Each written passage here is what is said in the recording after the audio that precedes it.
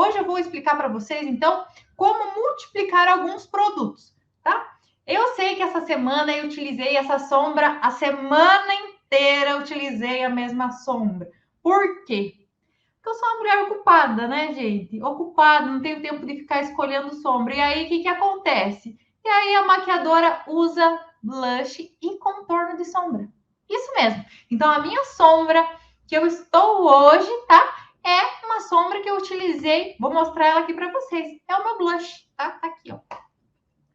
Esse blush aqui, tá? Então, quando você tem um blush lá, que você quase não usa dele, que você não gosta, você acha que não valoriza muito a tua cor da tua pele, ou que tem muito blush lá, você comprou o blush e quase não usa esse blush, então você pode utilizar ele de sombra também. Tá, Gé, mas tem um marronzinho mais escuro nessa tua sombra. O que você utilizou para fazer esse marronzinho da tua sombra?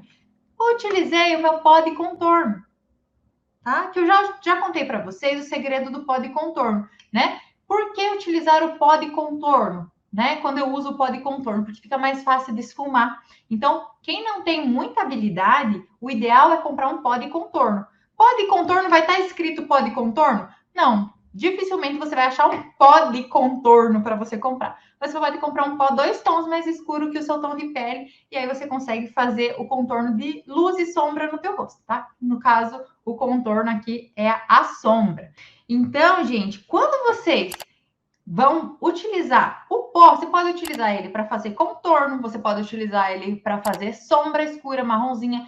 Quem tem o cabelo que não é tão escuro, a sobrancelha não é tão escura, você pode até utilizar esse pó de contorno para preencher a sobrancelha, tá? Quando a gente fala assim, preencher a sobrancelha com marrom, né, com sombra marrom, se você não tem uma sombra marrom, você pode até preencher com o pó de contorno, tá? Então, eu tenho o blush, por exemplo. O blush vocês podem utilizar. Onde que vocês podem utilizar o blush? Hoje entrou um vídeo, não sei quem assistiu o vídeo que entrou hoje, do Maquiagem 10 Minutos.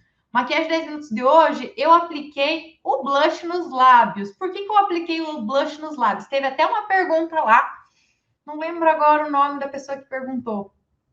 Mas teve alguém lá que perguntou assim: por que aplicar o blush nos lábios? Vou contar agora o porquê que eu apliquei blush nos lábios.